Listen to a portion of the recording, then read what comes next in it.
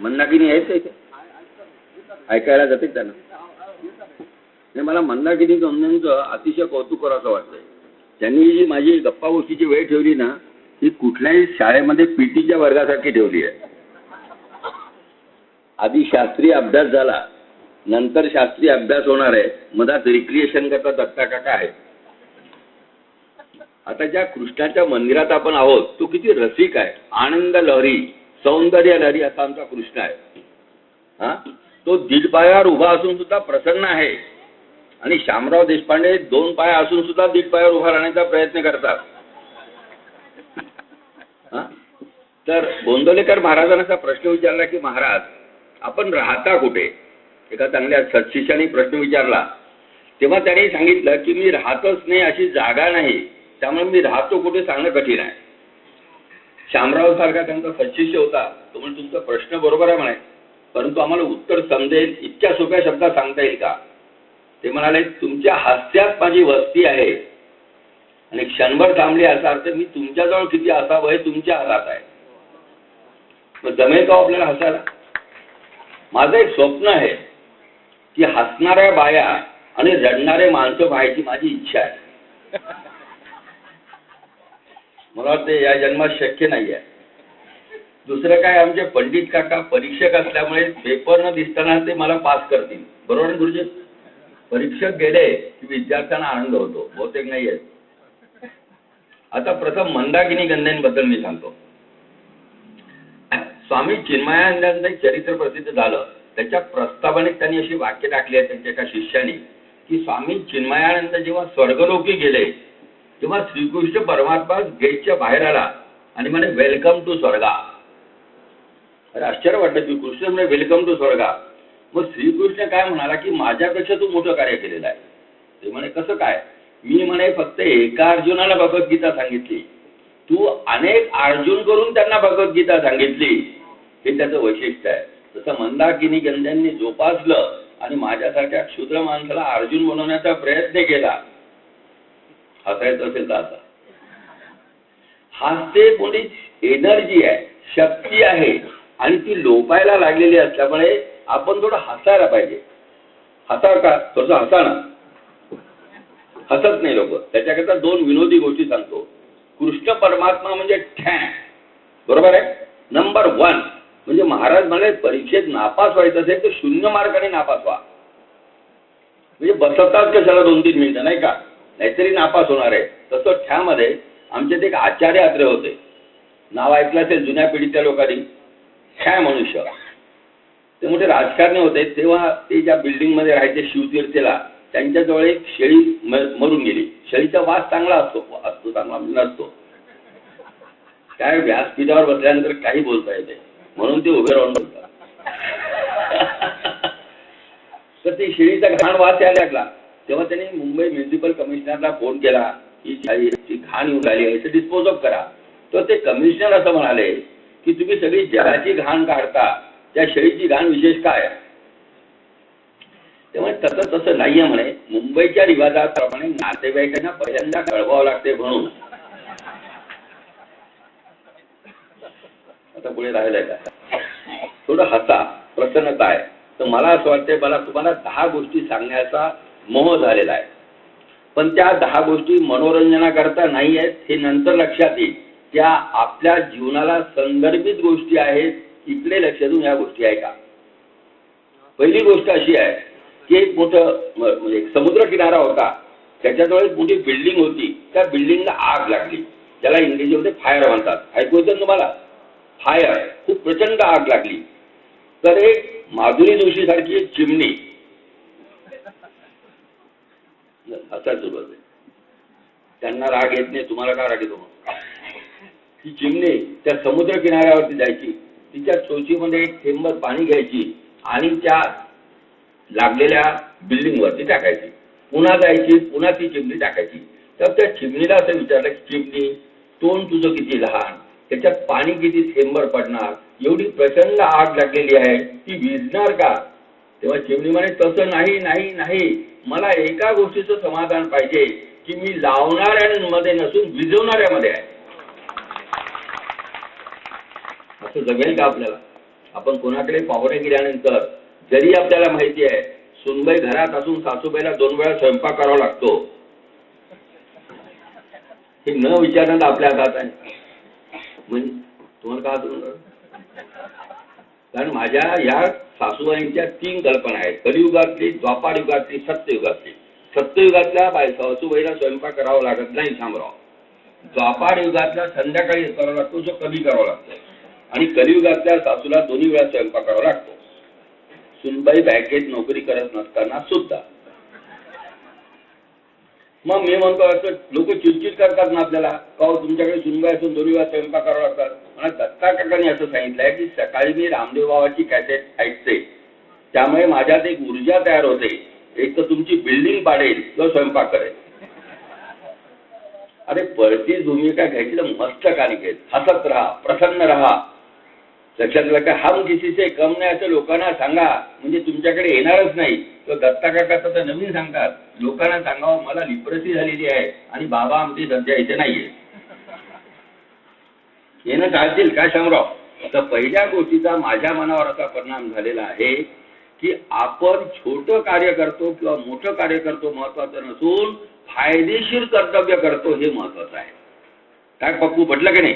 ती काय म्हणते की मी आग लावणाऱ्यामध्ये नसून मी भिजवणाऱ्यामध्ये आहे. कोणाकडे गेल्यानंतर सोला हो होला हो, त्यांच्या घरातलं चित्र मोठं करण्यापेक्षा शक्य झाल्यास जर ते आपल्याला पॅचअप करता आलं तर मला वाटते मुक्ती जरी मिळणार नाही तर पाताळात जाण्याची शक्यता कमी आहे. असला तर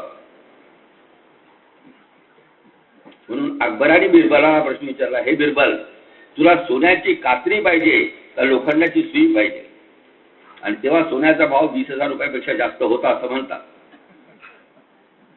काय उत्तर दिसेल? बहुतेक बिरबल हा या गोपालकृष्ण मंदिराचा भाविक सेवक असावा. तो म्हणून मला लोखंडाची सुई दे. त्याच्या प्रत्येक घरामध्ये भानगडी आहे. त्याचं जास्त वर्णन त्यांनाच माहिती आहे, ते आपण न करणे आपल्या हातात आहे.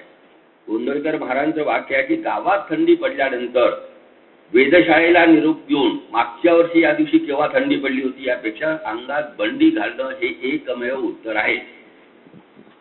आणि उन्हाळ्यामध्ये स्वेटर न घालणं हे त्याचं उत्तर आहे. स्वेटर तुम्हाला सांगतही नाही, घाला का नका घालू, फक्त घालायचं का नाही घालायचं याचा बुद्धियोग आहे. म्हणून एकदा गोंधळकर महाराजांना प्रश्न विचारला. या भगवद्गीतेमध्ये अनेक प्रकार सांगितलेले आहेत, ते सगळे व्यवस्थित आहेत. एक भक्ती योग आहे, एक कर्मयोग आहे, एक ज्ञान योग आहे, एक सांख्य योग आहे. तर मला वाटतं आमच्या सामान्य माणसांना श्रीकृष्णाला काय अभिप्रेत आहे ते म्हणाले बुद्धियोग. किती प्रमाणात कर्म करायचं आणि कर्म केव्हा सोडायचं हे सांगण्याकरता काय पाहिजे ताई? बुद्धी योग. दुसरी गोष्ट, एका लग्नाला 25 वर्ष झाले. किती झाले शामराव? 25 वर्ष. आजकाल काय ख्याल झालाय, कुठली तरी अॅनिव्हर्सरी करायची, म्हणजे लोकांचे खिस्से कमी करण्याकरता जे काही करायचंय त्याचं नाव अॅनिव्हर्सरी. तुम्ही लग्न का केलं हा प्रॉब्लेम आहे. तिची 25वी करता दुसरा प्रॉब्लेम आहे. 24व्या वर्षी का बोलवणे तिसरा प्रॉब्लेम आहे. फक्त द्वितीय वर्ष श्राद्ध करायचं या कारणाने ऐकलेलं नाही शामराव. शामरावला असं येतं म्हणजे फावते असतं. आता 25वा त्यांचा लग्नाचा वाढदिवस, प्रचंड गर्दी, चांगले तुषार, नमस्कार, मंदाकिनी गड्डे येणार आहेत. व्हिडिओ समजला की लक्ष द्या माझ्याकडे, लग्नाकडे लक्ष देऊ नका. बॅग, चांगलं जेवण, चितळे बंधूंचं श्रीखंड, आम्रखंड वगैरे सगळे खुश होते. तेव्हा असं लक्षात आलं की जी शामराव देशपांडे आणि मिसेस शामराव देशपांडे यांचं 25 वर्षात एकदाही भांडण झालं नाही, कधी कुरबुर नाही, काही नाही. शक्य आहे का हे?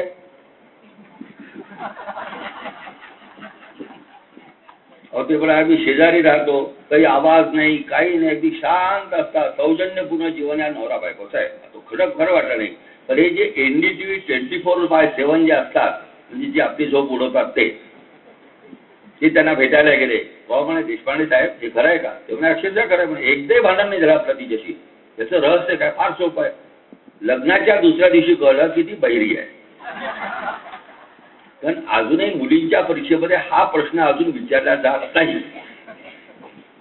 आणि म्हणे आपण पहिल्यापासूनच बहिरे होतो म्हणे, त्यामुळे आपण असं ऍग्रीमेंट केलं की कर्णयंत्र एक विकत घ्यायचं, बोलणाऱ्यांनी वापरायचं. जीवनाला फार उपयोगी गोष्ट आहे. जीवनाला फार उपयोगी गोष्ट आहे. तो बोलल्यानंतर लगेच रिॲक्शन न करणं असं श्रीकृष्णाला पसंत आहे. थोडा विचार करा.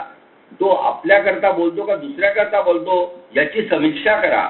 आपलं जर चुकत असेल तर ते दुरुस्त करा आणि इतर बाबतीत त्याची उपेक्षा करा. जमेल का हे तुम्हाला?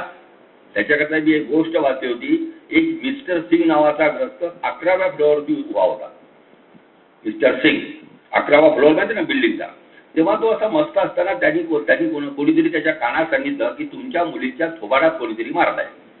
मिस्टर सिंग अतिशय राग आला. त्यांनी सुसाईड केले. सुसाईड केल्यानंतर तो जेव्हा 9व्या फ्लोअरवरती आला तेव्हा त्याच्या लक्षात आलं की आपल्याला मुलगी नसून मुलगा आहे. तो जेव्हा 8व्या फ्लोअरवरती आला तेव्हा त्याच्या लक्षात आलं की आपण ब्रह्मचारी आहोत. आणि 3ऱ्या फ्लोअरवरती आल्यानंतर लक्षात आलं की आपण मिस्टर सिंग सुद्धा नाही आहे. या स्वच्छ अर्थ असा आहे की सगळं आपल्याकरता नसून काही लोकांकरता आहे. आपल्याकरता जाय तेवढंच फक्त पहा. मला वाटतं कोकणात जे लोक राहतात ते पायात चपला घालत नाही पण छत्री मात्र बरोबर असते. Right or wrong? हो, चपला घालत नाही कोकणामध्ये, छत्री असते. ते छत्रीमध्ये आपल्याला घेतात पण दांडा त्यांच्याजवळ होतात. अशा रीतीने तुझी प्रसन्नता थोडी विनोद. त्या श्रीकृष्णाच्या मंदिरामध्ये बसलो तिथे जर आपण सिरियस बसलो असतो तर मला वाटतं की मजा नाही. मग काय म्हणायचं? नंबर 1 काय आहे? THANY ठाय. विनायक दामोदर सावरकरांकडे ग्रस्त गेले आणि त्यांना विचारलं की सावरकरजी तुम्ही टॉलस्टॉयची पुस्तकं वाचली आहेत का? काय प्रश्न विचारला? टॉलस्टॉयची. ते ठ्यामध्ये म्हणाले टॉलस्टॉयला जाऊन विचारा की त्यांनी सावरकरची पुस्तकं वाचली आहेत का? आपण तर कुठे मिळतात? डिस्काउंट मिळतो का? छे नंबर 1 पाहिजे कुठल्याही जीवनामध्ये. या श्रीकृष्णाचं जर चरित्र वाचलं तर only thing is a very choiceful personality. सगळ्या शरीरात त्यांनी हृदय आपलं घेतलं. वा वा, पायकाटे घेतले. मग मार्गशीर्ष मास घेतला, फाल्गुन का घेतला नाही. मार्गशीर्ष मासामध्ये कमी पोळी खाल्यानंतर पोट भरते असं म्हणतात. झालं या दुसऱ्या गोष्टीला. तिसरी गोष्ट, सम्राटचं लक्ष आहे माझ्याकडे. त्याचं काय होतं तुमचं समारोपाकडे जास्त लक्ष असतं.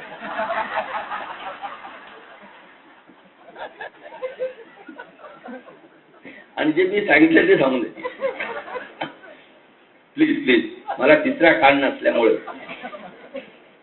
तिसरी गोष्ट अशी आहे, जीवनाला उपयोग बापू मला तुम्हाला एंटरटेन करायचं नाही आहे. कुठल्या तरी गोष्टीवर आपण ऐकतो, कुठेतरी आपण वापरतो आणि आपला उदो होतो. तो उदो होणं म्हणजे आपली निराशा कमी करणे. आपण निराशा जर जास्त झाली तर मला वाटतं आपण दुःखी होऊ. सुखी असताना दुःखी होणं हे पाप आहे, ते दुर्दैव आहे. दुःखी असताना दुःखाची जाणीव नसणं हे श्रीमंतीचं लक्षण आहे. कोणी श्रीमंत नाही, कोणी गरीब नाही, सुखी मात्र सर्व असावे अशी श्रीकृष्णाची इच्छा आहे आणि भगवंताची इच्छा आहे. ही गोष्ट अशी आहे की गोंधळ्यामध्ये गोंधळेकर महाराज असताना तिथे मोठं राम मंदिर आहे. दुष्काळी पाहिलं असेल. संध्याकाळची वेळ, सायम आरती आता सुरू होणार. त्यांचा परमभक्त गोंधळेकर महाराज मौजूद आहे. आता 2 मिनिटांनी आरती सुरू होणार. तितक्यात पुण्याचे 3-4 तरुण मंडळी आली. ते महाराजांना नमस्कार करायला लागले. तेव्हा महाराज अत्यंत सौजन्यपूर्ण म्हणाले मुक्कामाला इथेच आहात ना? ते म्हणे नंतर मग आरती झाल्यानंतर आपण गप्पा गोष्टी करू. ते तिथे पुढे राहिले. आरती झाली. आरती झाल्यानंतर एक पटाईत मावशी होत्या. त्या जोराने महाराज महाराज महाराज. लोकांना वाटलं काय आग वगैरे लागली आहे का? काय झालं म्हणे? ते जी पुण्यातली 4 तरुण मंडळी आली होती आरतीच्या आधी त्यांचं आरतीकडे लक्ष नव्हतं. महाराज हसल्यास म्हणे आपलं कोणाकडे होतं? पुष्कळ प्रश्नाचे उत्तर मिळाले. आपलं लोकांकडे लक्ष असल्यामुळे आपलं आपल्याकडे लक्ष नसते. आणि जेव्हा आपलं आपल्याकडे लक्ष नसते तेव्हा श्रीकृष्णाचं आपल्याकडे लक्ष नसते. घर मोठं का छोटं हा महत्वाचा प्रश्न असून घर पण देणं आपल्या हातात आहे. आणि ते देण्याकरता भगवद्गीता, ग्रंथ वाचन, विचार, सत्संगती आणि सारखं मनाला तोडगा हम किसीचे कम नाही. त्यांनी ते केलं म्हणून मी ते करावं हा मूर्खपणा आहे. लक्षात आलं का? आता काय होऊन राहिले आमची अहमेदिका? तिने चपलाहार घातला तर आपल्याला पाहिजे. तिचा नवरा बरोबर नसल्यामुळे चपला देतो. सम्राट तुम्ही हसायला हरतात इंग्लिशच्या शहरमध्ये बोल नाही का? ते मला परवाला थोडं बुलढाण्याला भेटले. ते मला ते करतो आम्ही सगळं करतो म्हणतात. ते ते अविद्वान आम्ही करतात. तुम्ही करायची इच्छा आहे का? इच्छा आहे पण अजून शक्य नाही.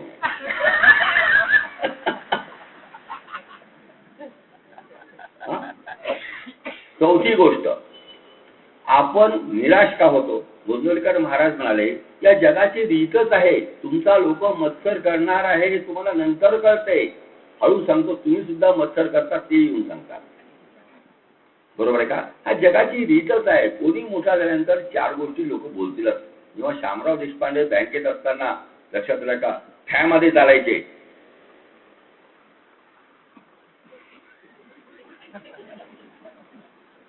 कारण त्यांना कर्ज देण्याची परवानगी होती. आता ते आपल्याकडे पाहतात, आपण त्यांच्याकडे पाहत नाही. रिस्पॉन्सिबल शामराव नाही, बँक ऑफ बडोदा. येस और नो? ते नंतर कळते माणसाला. ते आधी कळणं म्हणजे उद्याचं आज कळणं, कालचं आज विसरणं म्हणजे आपला दिवस आनंदात घालवणं आहे. म्हणून गोंदवलेकर महाराज म्हणतात की जर शक्य झाल्यास रोज श्रीखंडपुरीचं जेवण करा, पण क्वचित प्रसंगी जर मीठ भाकरी येत असेल तर कालच्या श्रीखंडपुरीची आठवण न होणं म्हणजे कृष्णाचा भक्त होणं आहे, रामाचा दास होणं आहे आणि मारुतीला संरक्षण देणं आहे. मला वाटते मी असं ऐकलेलं आहे की पोलीस क्वार्टर्स मध्ये चोऱ्या होत नाही. बरोबर की शामराव? कारण अर्धे लोक ड्युटी ऑफ असल्यामुळे घरी असतात. आता तुम्ही मोठ्याने असता म्हणजे जास्त बोलायची गरज नाही. पण आपण किती विसरत सारख्या त्या 20 वर्षापूर्वी त्या लग्नात गेल्यानंतर त्यांनी मला एक जिलबी वाढली नाही. हे काही लक्षात ठेवण्यासारखी गोष्ट आहे का? पण देवठाण तुझी ताई हो म्हणा, म्हणजे त्यांना समजेल की त्यांना हो म्हणता येते. तर त्याच्याकरता मी एक शामराव गोष्ट तयार केलेली आहे की एका मोठ्या इंडियन लिडरला इंग्लंडच्या राणीची अपॉइंटमेंट होती. ती हॅट घालणारी UK, ती राणी ज्याला म्हणतात क्वीन, तिची अपॉइंटमेंट होती दुपारी 3:30 वाजता. पण त्याचे सिक्युरिटी प्रोटोकॉल खूप असतात. सिक्युरिटी पाहिजे ना, म्हणजे कालच आपण अनुभव घेतला कधी, अन्नकोट फक्त पाहायचा, खायचा नाही.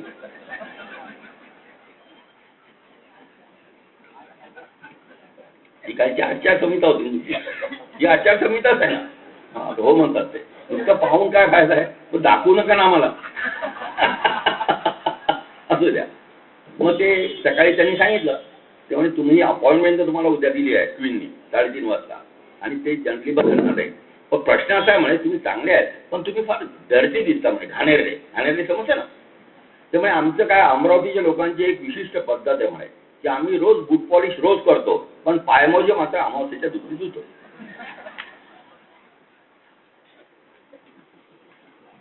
आता काय करणार, अमरावतीच्या लोकांना कोण सुधारणार? जे बिघडलेच नाही त्यांना कोण सुधारणार?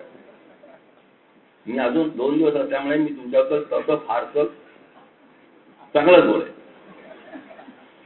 काय शामराव काय ते म्हणाले की बूट पॉलिश आम्ही रोज करतो आणि पायमोजे मात्र अमावस्येच्या दिवशी धुतो, त्यामुळे त्याचा वास येत असेल. मग म्हणे अपॉइंटमेंट मिळणार नाही. नाही म्हणे तुम्ही विश्वास ठेवा, मी उद्या सकाळी बरोबर येतो म्हणे. दुसऱ्या दिवशी ते आले, ते लीडर, ते म्हणे तरी वास होऊन आला.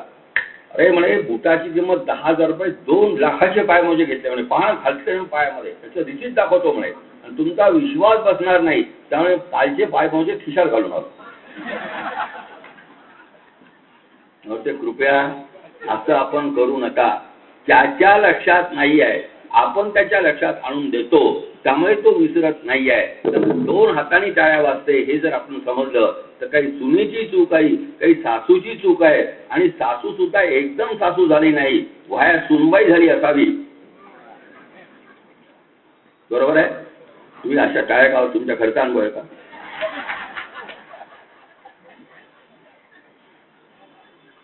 एक सुनबाई महाराजांना भेटली आणि ती काय म्हणाली की सासूबाई फार खतरनाक आहे. बरोबर आहे की वाक्य चूक नाही तिचे. कारण 4 दिवस सासूचे, 4 दिन बहू के, 4 दिन सासूचे, पण 8 दिवसाचा आठवडा नसतोय केव्हाच कळत नाही अजून. इथं बँकेचे लोक 3 दिवस ऑफिसला गेले नसते, 7 days a week. तसं तर काय. तर महाराजांनी पुष्कळ सांगितलं, जनरेटी आहे, तिचं वय जास्त आहे, तुमचं वय आहे, थोडंसं जुळून घ्या. पण तू आजकालच्या तरुण लोकांना हे काही पटत नाही. नाही म्हणे महाराज काहीतरी कराच म्हणे. मग महाराज म्हणाले असं करू म्हणे की फक्त 2 महिन्याचा प्रश्न आहे. काय महिना, किती महिन्याचा प्रश्न आहे याचा अर्थ करतो तुम्हाला. हा म्हणे तुम्हाला मी 60 गोळ्या देतो, 60 गोळ्या देतो, रोज एक सासूबाईला द्या. 2 महिन्यानंतर हा त्रास बंद होईल. याचा अर्थ तुम्हाला माहिती आहे काय होणार आहे. मी त्यांनी 60 गोळ्या दिल्या. आणि म्हणे सुनबाई म्हणे आजकाल CID CBIची लोक फार असतात म्हणे, फक्त ही जी गोळी आहे म्हणे चहामध्ये द्यावी म्हणे, म्हणजे ग्रुपवरती विश्वास बसणार नाही. फक्त आता म्हणे काउंट डाऊन सुरू झाला ना, आता किती दिवस राहिले, फक्त 2 महिने. तर माझी अशी आहे म्हणे मुली देताना थोडं हसून द्यावं, थोडा प्रसन्नतेचा चेहरा करावा, माकडछाप दंतमंजाने दात घासावे, चांगला चेहरा दाखवावा सासूबाईला. काही चूक आहे का महाराजांचं? तुम्ही इतकी सिरियस राहू नका. पण त्यांना त्याचं आठवतं की दत्ता काकांनी माझ्या सुनवेला अधिकाने सांगितलं असं करावं म्हणे. नंतर काय झालं की ती 7 दिवसांनी पप्पू ती सुनबाई आली आणि महाराज म्हणाले मी औषध देणं बंद केलं का, मी असते किती असते. मग चांगले माणसं नको का जगात?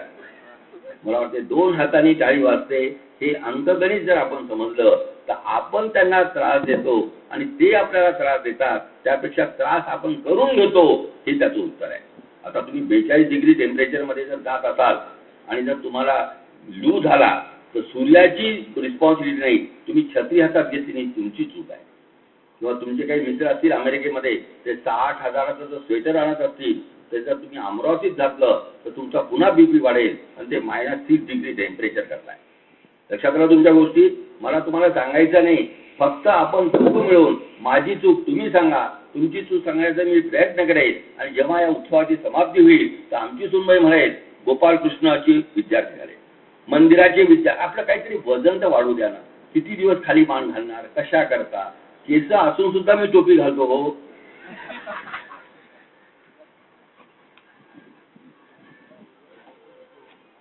आता पाचवी गोष्ट काय तुमचं ते मला इन्स्ट्रक्शन आहे का? नाही, कोणाचे भाषण बंद करण्याच्या 2 स्टाईल आहे तुम्हाला. एक तर घरच्या लोकांना सांगा की त्यावेळेला मला मोबाईल करा. आता 4थी गोष्ट चांगली आहे, म्हणजे त्यामुळे त्यासारखी आहे. ती गोष्ट अशी आहे की बोस्टन नावाचं एक अमेरिकेमध्ये एक स्टेट आहे, STAT, चांगलं स्टेट आहे.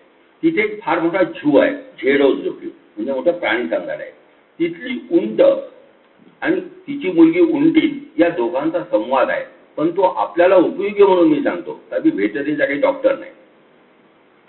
शामराव, ती मुलगी आईला म्हणते, आई एक प्रश्न विचारू का? ती झू मध्ये आहे, विचार, आपल्या ज्या भुई आहेत त्या इतर प्राण्यांपेक्षा जास्त मोठ्या काय? किती व्हॅलिड प्रश्न आहे ते मुलीचा. ते म्हणजे असं आहे म्हणे, भगवंताची आपल्या मोठी कृपा आहे म्हणाले, आपल्याला गुन्हात जावं लागते, त्यामुळे हे जी जास्तीचे केस भगवंतांनी निर्माण केले, ही sir semi glass semi goggle. अरेच्छा. मग म्हणे इतर प्राण्यांच्या मानाने आपल्या याची जी गळ्याची साईज आहे ती जास्त काय आहे म्हणे. त्यामुळे आपल्याकडे माहेश्वरी आहे आणि जैन प्याऊनच नाही जवळजवळ, त्यामुळे आपल्याला बरेच वेळा पाणी मिळत नाही, म्हणून भगवंतांनी पाण्याचं रिझर्व्हर इथे तयार केलेलं आहे. वा. तिसरं म्हणजे आपले जे पाय इतर पाय अनेक प्राण्यांचे पाय सपाट असतात, यांची इथे तिथे आणि तिथे असतात, अशी पोझिशन का केली भगवंतांनी? आता मुली म्हणे आपल्याला वाळवंटातून जावं लागते म्हणे, आपल्याला रेल्वेचा त्रास होऊ नये, दगडाचा त्रास जास्त होऊ नये, त्यामुळे भगवंतांनी 1, 2 आणि 3 ची व्यवस्था केली. अरे इच्छा म्हणे. मग ती म्हणे आई म्हणे मग आपण झू मध्ये काय करून राहिलो? खूप अर्थपूर्ण गोष्ट आहे. जोपर्यंत तुम्ही या मंदिरामध्ये स्वतःच्या पायावर येतात तेव्हा येत नाही, आणि जेव्हा कोणावरती अवलंबून असतात तेव्हा तुमचं इथे येणं त्यांच्यावरती अवलंबून असते. त्यामुळे गोपाळकृष्णामध्ये भरगच्च गर्दी करा. हा उत्सव 2 दिवसांनी समाप्त होणार आहे. काकड आरती चालू आहे. काकड आरतीनंतर रोज यार इथे प्रवेशद्वार नाही आहे. मंदिराचे दार सगळ्याकरता मुक्तदार असतात. मंदाकिनी सगळ्यांचं सौराध्य स्वागत करतात. परंतु उद्या जाऊ, परवा जाऊ, कधीतरी जाऊ, त्यामुळे आपण आपलं नुकसान करून घेतो. मला सगळ्यांची प्रार्थना आहे की ती साधी लहान मुलगी म्हणाली आहे, इतके सगळ्या फॅसिलिटी असून आपण झू मध्ये काय करतो? मला वाटतं ज्यांना शक्य असेल भगवंताचं नाम घ्या, आनंदी वृत्ती करा, किंवा तेव्हा आपला आसलेला चेहरा दुसऱ्याला दाखवू नका. हो, चांगलं दर्पणा कशी मी दिसते हा तुमचा चुकीचा म्हणायचा अर्थ आहे. जशी आहे तशी आहे, उत्तर नंतर आहे. आरशात पाहिलं तर तुम्ही सुंदर दिसत असता तर इटालियन अर्थ घ्या मग. हो का नाही? आणि लोक आपल्याला त्रास देतात कारण आपण त्रासिक आहे, नंतर लक्षात येते. या IAS वगैरेच्या परीक्षा असतात, इंडियन ICSच्या, त्याची इंटरव्ह्यू फार टफ असतो. त्याच्या 2 गोष्टी तुम्हाला उपयोगी आहे, माझा मी उपयोग करून घेतला, शक्य झाला तुम्ही करा. पहिलं असं त्या इंटरव्ह्यू मध्ये इंटरव्ह्यू माहिती ना तुम्हाला, ज्याला साक्षात्कार म्हणतात. म्हणजे तो कोणालाही झाले नसतो. ते इंटरव्ह्यू कमिटीच्याला काय म्हणतात, साक्षात्कार. म्हणजे वेगळा अर्थ आहे त्याचा. म्हणजे 7-3ला सिलेक्ट करा असू द्या. तर तो कॅन्डिडेट तिथे बसला आणि कमिटीच्या लोकांनी सांगितलं की तुम्ही कलेक्टर होणार, कमिशनर होणार, तुमची पोस्ट फार टफ आहे, आम्ही तुम्हाला टफ प्रश्न विचारू. मग त्याच्याच करता आलेलं म्हणे. आता एक वाक्य त्या कमिटीच्या लोकांनी विचारलं की तुम्ही जर जंगलातून जात असाल आणि वाघ लागला तर काय कराल. तो कॅन्डिडेट मी पळेल म्हणे. ओके. वाघ जर जोराने पळाला तर काय कराल. मी जोराने पळेल. ओके. आणखी जोराने पळाला तुम्ही झाडावर चढेल आणि झाड नसलं तर. साहेब म्हणे तुम्ही माझ्या बाजूचे का वाघाच्या.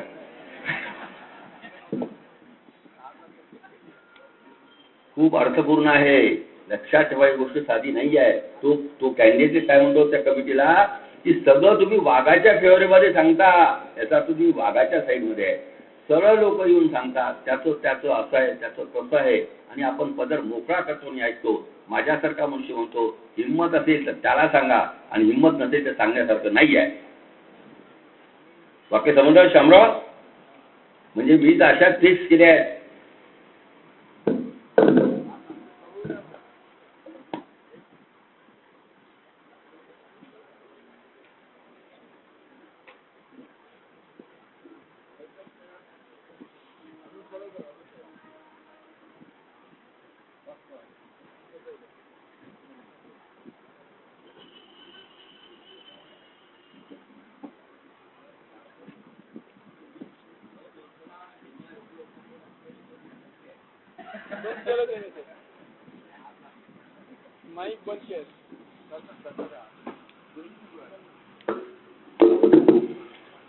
या गोष्टीचा तात्पर्य सगळ्या भगिनींनो, शामराव सारख्या सुज्ञ माणसांनो, सत्पुरुषांनो लक्षात ठेवा की लोक आपल्याला त्रास देतात. त्याचं आश्चर्य काय आहे.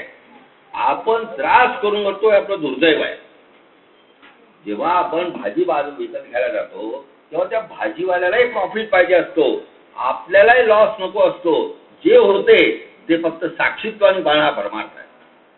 परमार्थ मला समजलेला नाही. आनंद एक्स्ट्रॅक्ट करणं परमार्थ आहे. पटलं तुम्हाला वाटतं. ती काही चरितार्थ चालवण्याकरता भाजी विकते, भाव वाढवते, तुम्हालाही पैसे शिल्लक जास्त खर्च त्यामुळे तुम्ही करता. या दोघांचा जर संवाद तुम्ही साक्षीत्वाने पाहिला तर मला वाटते आणखी आनंद होईल. ती मावशीला विचारता मावशी भाजी ताजी आहे ना, तुम्ही ते काल तोडलेली आहे. तुमचा विश्वास बसतो. ती मनात कुचकून हसते. तुमची बायकोवर तुमची स्वामित्व नाही, त्यामुळे हिचा नंबर केव्हा येणार आहे तिच्या हातात आहे. पुरुष असतील तर हसू नका. जेव्हा राईट ऑर रॉंग. तिला हे माहिती आहे जोपर्यंत त्या घरामध्ये फ्रीज आहे तेव्हा भाजीला काही होत नाही.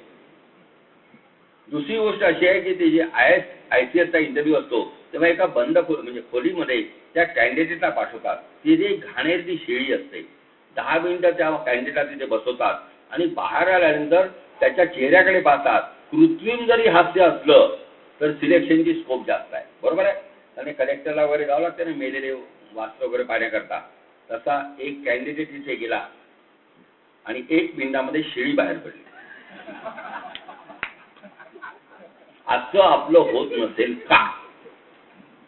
मला सुखात राहायचं आहे, तुम्ही त्रास देणार हे मला मान्य आहे, तरी मी माझं संरक्षण करणे माझ्या हातात असून तुमच्या हातात नाही याची मला जाणीव आहे. आणि या सगळा म्हणजे भगवद्गीतेचा 18 वाक्य आहे.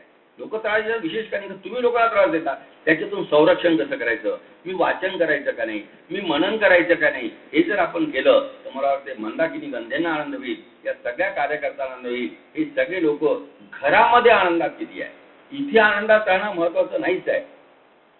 एक इक्बाल नावाचे मोठे सुफी सेंट होते. त्यांचं पॅरिसला लॅटिन नावाच्या मोठ्या हॉलमध्ये लेक्चर होतं. 7,000 लोक त्यांच्या प्रवचनाला होते. Best of the best hall in Paris. ते बसले, त्यांना पुष्पगुच्छ दिले आणि त्यांना सांगितलं की बाबा तुम्ही निरूपण करा. तो आज तो तब्येती ठीक नाही बोले, कल करूंगा. आता बाबा पुढे बोलण्यास हरकत नाही, काहीच बोलू शकत नाही. बरोबर आहे की नाही. पुन्हा ते फॉरेन याच्यामध्ये अनाउन्समेंट केले की उद्या दिस टाइम वगैरे वगैरे, त्यांनी उद्या यावेळेला पुन्हा या.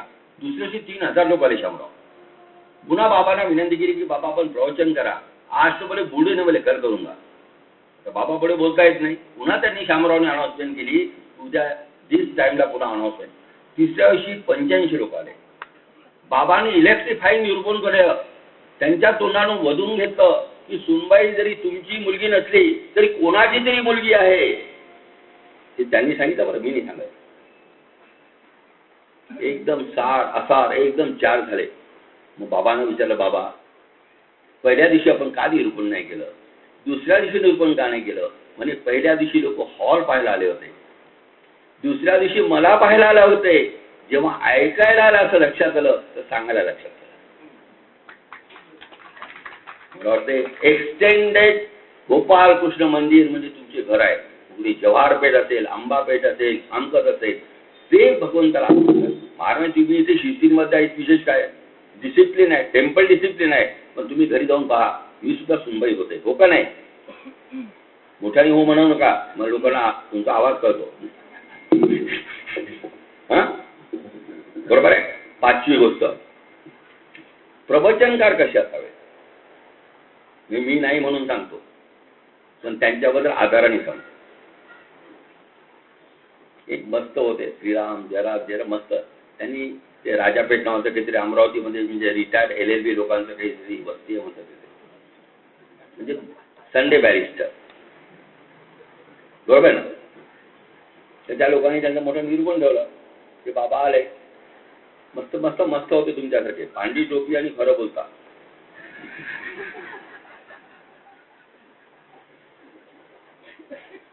मस्त बसले.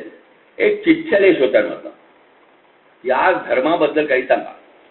बाबा हसल्याने विचारले, श्रोत्यांनो, बंधूंनो, भगिनींनो, तुम्हाला धर्माबद्दल काही माहिती आहे का? तर सगळ्यांनी सांगितलं नाही. म्हणजे एक तासात तुम्हाला काय सांगणार? खाली उचले श्रीराम जयराम जय. एक तासात काय सांगणार म्हणे. मग दुसऱ्या दिवशी दुसऱ्या पेठेत त्यांचं निरूपण ठेवलं अमरावतीमध्ये. खूप गर्दी आली. त्यांना वाटलं बाबांना नाही म्हणण्याचं निरूपण करत नाही. तुमचं माझ्याकडे लक्ष आहे ना, तुमचं म्हणजे व्हिडिओग्राफीचं. हा नाही, तुमचं लक्ष दिसत नाही, त्यामुळे ते बंद झाल्यानंतर तुमच्या लक्षात येणार. मग दुसऱ्या दिवशी प्रचंड गर्दी. पुन्हा बाबा श्रीराम जयराम जयराम मस्ती झाले. त्यांना पुन्हा चिठ्ठी द्या, धर्माबद्दल सांगा. त्यांनी विचारलं, तुम्हाला धर्माबद्दल माहिती आहे का? सगळ्यांचे हो.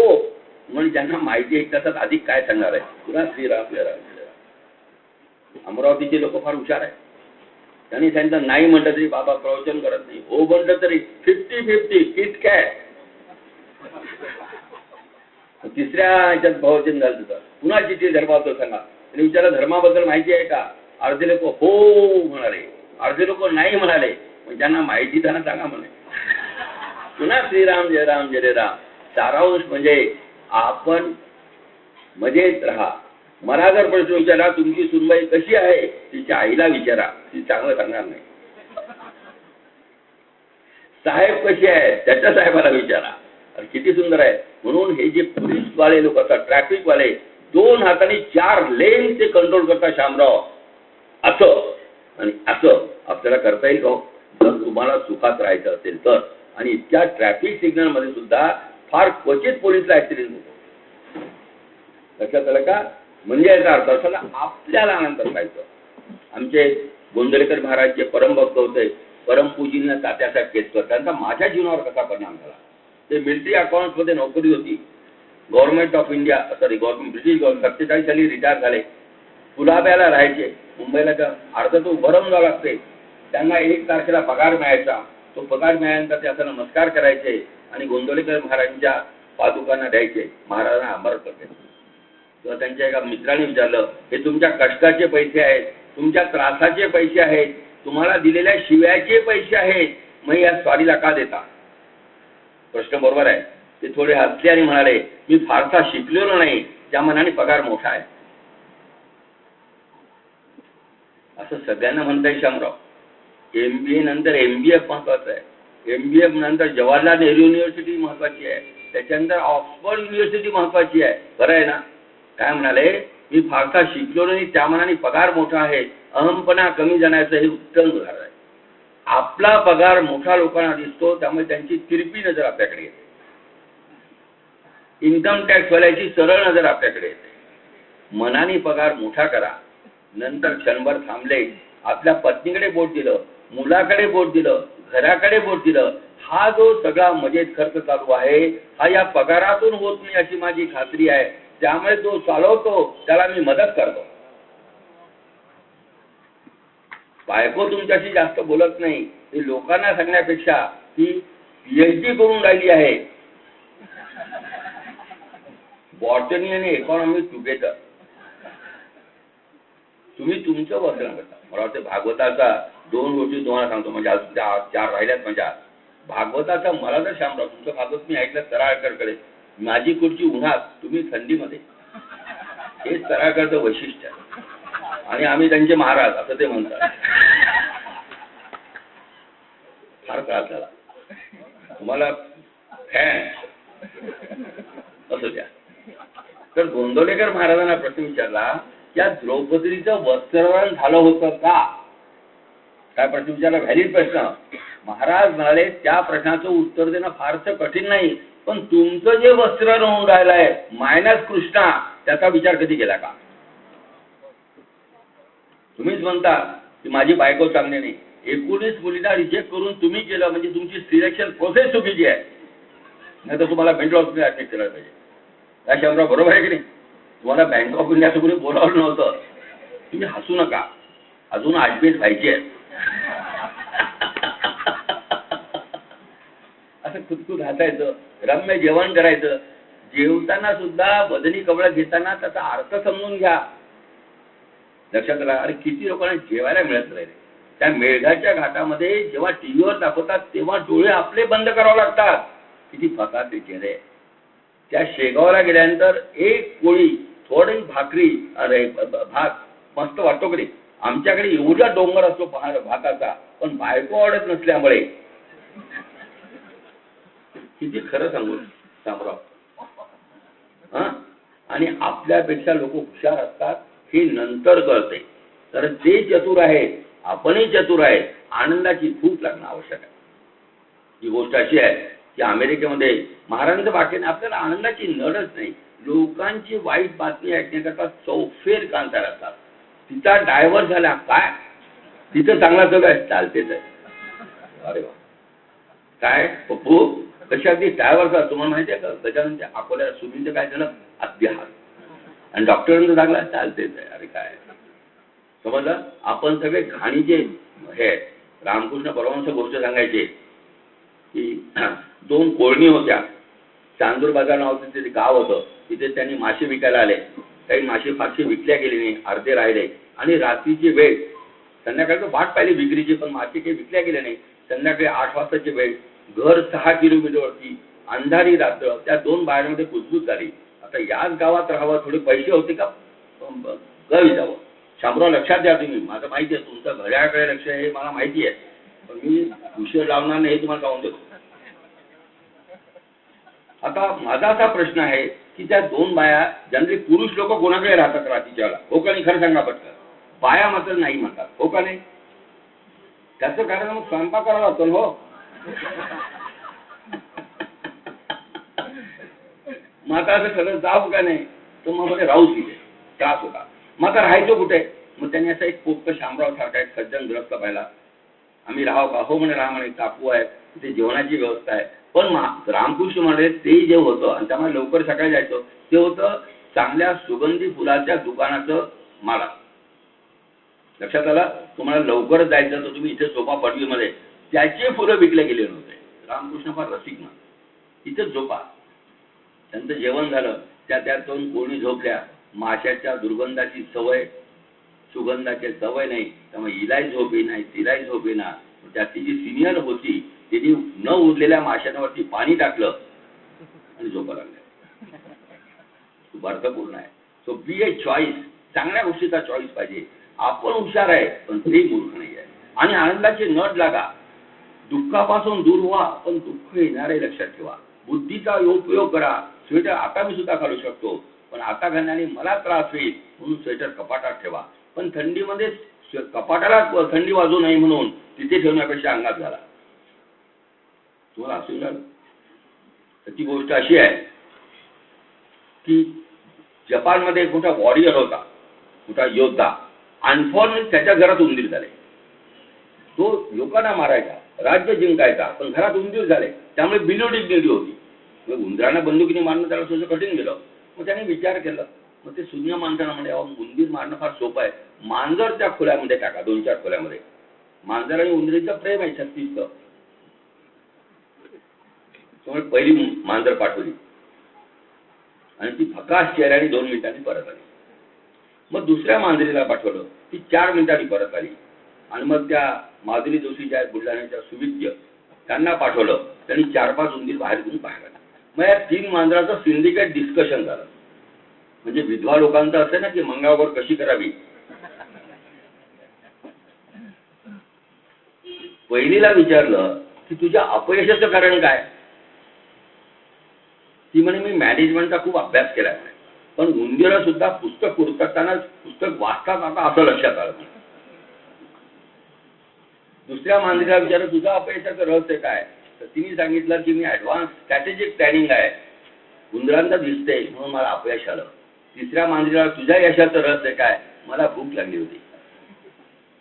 जर आनंदाची भूक लागली असेल तर दुःखाला गुड बाय करणं कठीण आहे. कुठल्याही लग्नात जाण्याकरता रिसेप्शनच्या वेळेवर जाऊ नका, कारण अजून अन्न शिजलेलं नाहीये. आगमनापर्यंत म्हटलं असेल तर 9च्या नंतर जाऊ नका, शिल्लक राहिलेलं नाहीये. आणि कृपया 7 ते 9 बसू नका, शंकाई दुसऱ्यांदा आईस्क्रीम खाल्लं. वेळेवर जावं, कुठल्याबद्दल चौकशी करू नये, पाहुण्यासारखं राहावं, आनंदात परत शकेल का. हो शक्य आहे का, हो म्हणा, म्हणजे ते शक्य होण्याची शक्यता आहे. आपल्यापेक्षा लोक हुशार कधी कळलो, आपल्याला वाटतं आपणच श्रीमंत, आपणच नंबर 1. त्याही गोष्ट अशी आहे की एक माकड, सॉरी हॅट आहे ना, हॅट याला टोपी म्हणतात इंग्रजीत, याला इंग्रजीत काही म्हणत नाही, याला मराठीत टोपी म्हणतात, आणि हॅटला मराठीत काही म्हणत नाही. हा माझा भाषेचा अभ्यास आहे.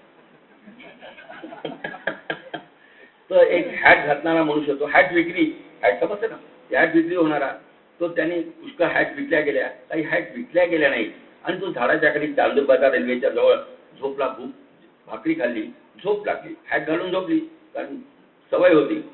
जेव्हा आणि बाकीच्या हॅट उरलेल्या ज्या विकल्या त्या पडल्या होत्या, जेव्हा त्याने जाग आली तेव्हा झाडावरती मांजराने वानराने हॅट घातली होती. प्रत्येक वानराने 40-50 वानराने हॅट घातली होती.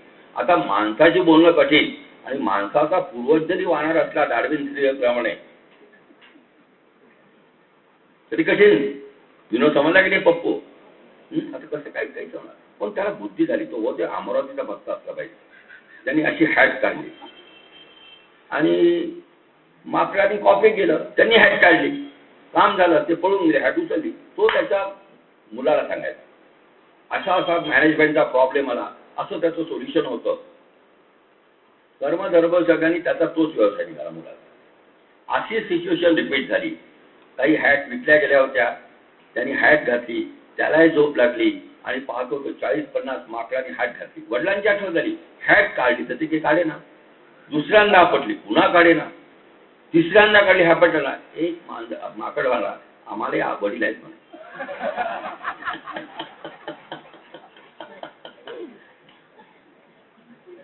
मला वाटतं या प्रश्नाचे उत्तर आहे.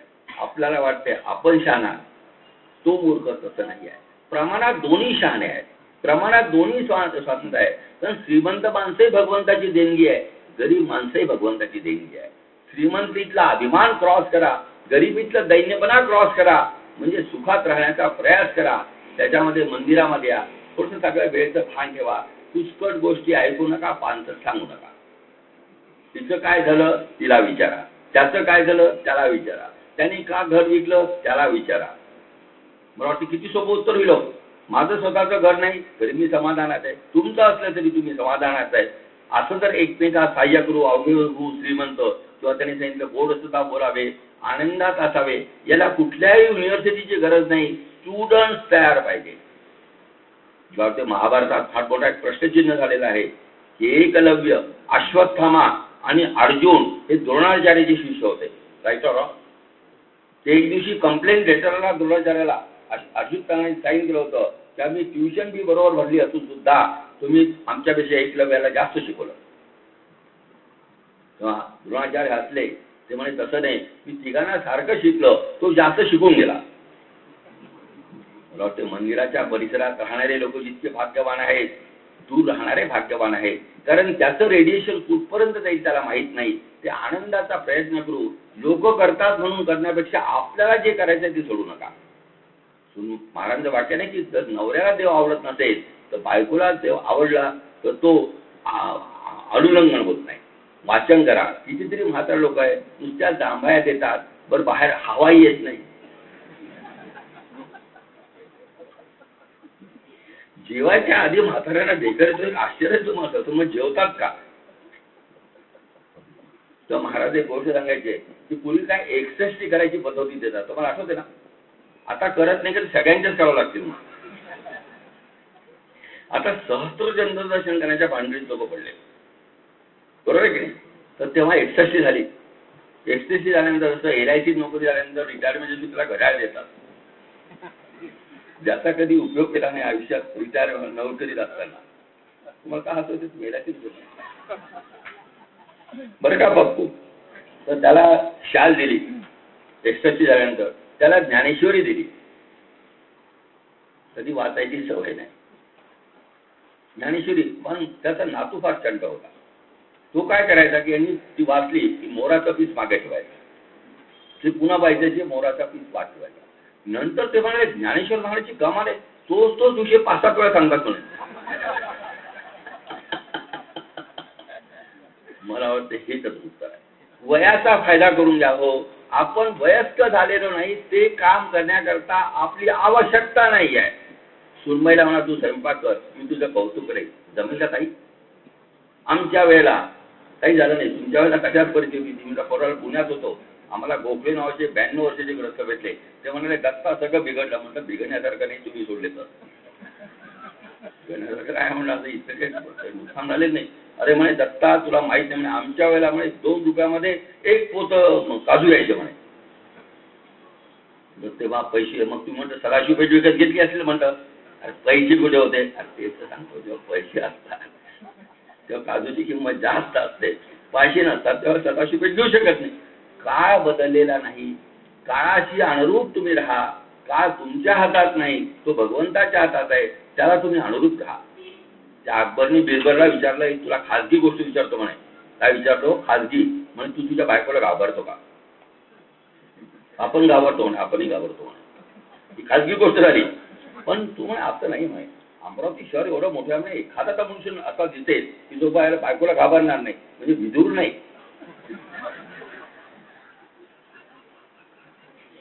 मग त्यांनी कॉम्पिटिशन ठेवली 1 कोटी रुपयाची, की जो बायकोला घाबरत असेल त्याला कितीचं बक्षीस देऊ आपण? 1 कोटी रुपयाचं. आणि त्यांनी सांगितलं जे बायकोला घाबरतात ते नवरे इकडे बसा, आणि जो बायकोला घाबरत असेल ते नवरे इकडे बसा. 1 पुरुष शामराव सारखा बसला बघ. म्हणजे बक्षीस 10 कोटीचं होतं त्याचं. तो गेला. शामराव म्हणे कॉंग्रॅच्युलेशन, अभिनंदन, आपण बायकोला घाबरत नाही त्यामुळे बक्षीस. तसं नाही, माझ्या बायकोने सांगितलं जिथे गर्दी आहे तिथे बसू नका. शेवटी जगाचा स्वभाव तोच आहे. परिस्थिती बदललेली आहे, परिस्थितीची ऍडजस्ट करा. पाऊस किती केव्हा कधी पडेल हे ऑब्झर्वेटरीला सांगता येत नाही, आणि ग्लोबल वॉर्मिंगमुळे त्यांना प्रमोशन मिळतात. ग्लोबल वॉर्मिंगमुळे ऑब्झर्वेटरी लोकांना प्रमोशन मिळणार आहे. छत्रीचा दांडा आपल्याकडे ठेवा. पाऊस इकडे पडत असेल तर इकडे ठेवा, तिकडे असेल तर तिकडे ठेवा. तुम्ही ओले होऊ नका अशी कृष्णाची इच्छा आहे. सुनबाई सुधरत नसेल तर नका, तुम्ही बिघडू नका. ती जर सुनबाई सांगत असेल की आजी थेरडी आहे, नागपाला सांगा आजीकडे जाऊ नका, तुम्हाला जप करायला वेळ मिळतो म्हणून थँक्यू टू सुनबाई. जमेल अशा मध्ये प्रत्येक गोष्टीचा conversion to happiness, conversion to happiness. मी आनंदात राहा. भगवद्गीतेचा आनंद आहे. गोंदवलकर महाराज म्हणतात समाधान आनंद महागाईने वाढत नाही, सस्ताई जात नाही. तुम्हाला कोणी आनंद देत नाही, तुमचा आनंद कोणी गमावत नाही. तुम्ही जर उघडे झाले तर जगाला नाईलाज आहे. काय ठरलं आजपासून? तुम्हाला लोक घाबरले पाहिजे. ही बाई आता वेगळी दिसते, हो बाई वेगळी दिसते म्हणजे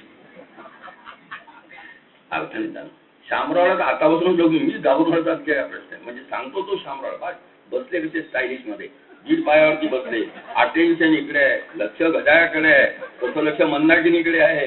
तसं का प्रेशर कुकरकडे आहे, पण जसं माझं सगळीकडे लक्ष असतं काही शामराव होऊया, काही डांगेसाहेब होऊया, आणि जमलं तर मंदाकिनी बंदे होण्याचा प्रयत्न करूया. हा जमेल असं.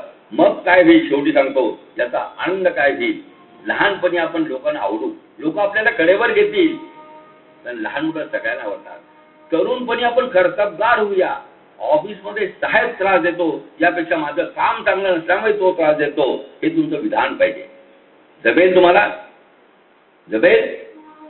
साहेबाला त्रास देऊ नका, तुमच्या कामामध्ये काम सुधारणारे काम सुधारण्याचा प्रयत्न करा.